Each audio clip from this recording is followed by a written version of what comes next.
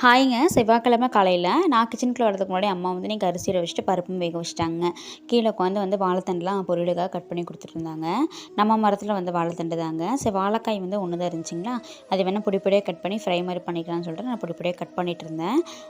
Cut பண்ணதும் பார்த்தீங்கன்னா, first தண்ணியில போட்டு வச்சுட்டிங்கன்னா கருத்து போகாம இருக்கும். அப்படி சைடில பார்த்தீங்கன்னா அரிசி நல்லா ஊறிடுச்சு. அதையுமே கழிஞ்சு அடுப்பில வச்சுட்டேன். அதுக்கப்புறம் பார்த்தீங்கன்னா, வாழைக்காய் ஃப்ரைக்காக ஆயில ஊத்திட்டு, அதுக்கப்புறம் கொஞ்சம் கடுகு, கருவேப்பிலை போட்டு பொரிஞ்சதுக்கப்புறமா வாழைக்காய் போட்டுடலாம். சைடில் பார்த்தீங்கன்னா, பாலும் அடுப்பில வச்சுட்டேன் காய வைக்கிறதுக்காக.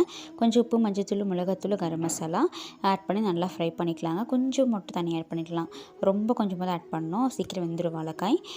சைடில் பார்த்தீங்கன்னா, பாலும் பொங்கியாச்சு. அதே வடச்சட்டியை வச்சு வாழைத்தண்டு பொரியலுக்கும் தாளித்து விட்டுட்டேன். அம்மா பார்த்தீங்கன்னா, கட் பண்ணி கொடுத்துருந்தாங்க. தாளித்து விட்டு நானும் குளிக்க கிளம்பிட்டேன். அதுக்கப்புறம் அம்மா தான் பண்ணாங்க.